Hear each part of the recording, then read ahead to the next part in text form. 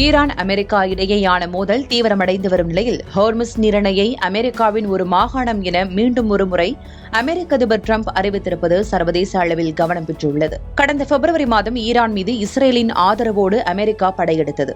ஈரானின் பல்வேறு முக்கிய நகரங்களை குறிவைத்து அமெரிக்கா நடத்திய தாக்குதலில் பெரும் சேதம் ஏற்பட்டது. அதே நேரம் ஈரான் உலக எண்ணெய் வர்த்தகத்தில் முக்கிய பங்கு வகிக்கும் ஹோர்முஸ் நீரிணையை முடக்கிய நிலையில் உலகளாவிய கச்சா எண்ணெய் வர்த்தகம் கடுமையாக பாதிக்கப்பட்டிருக்கிறது.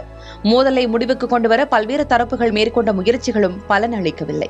இதனால் ஏற்கனவே விதிக்கப்பட்டுள்ள பொருளாதார தடைகளோடு கூடுதலாக ஈரான் மீது இதுவரை இல்லாத அளவுக்கு கடுமையான புதிய தடைகளை விதிக்கப் போவதாக அமெரிக்கா எச்சரித்துள்ளது. மேலும் ஈரானுக்கு ஆதரவளிக்கும் அல்லது உதவும் நாடுகளும் கடுமையான பொருளாதார விளைவுகளை எதிர்கொள்ள நேரிடும் என்று எச்சரிக்கை விடுக்கப்பட்டுள்ளது.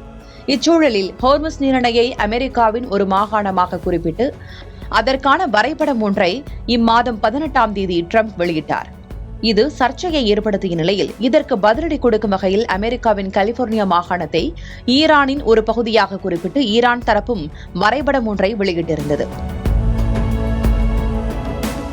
தொடர்ந்து ஈரான் நாடாளுமன்ற சபாநாயகர் முகமது பாகர் கலிஃபாப் அமெரிக்கா விதித்துள்ள முற்றுகையை நீக்கும் வரை ஹோர்முஸ் நீரிணை மீண்டும் திறக்கப்படாது என எச்சரித்திருந்தார்.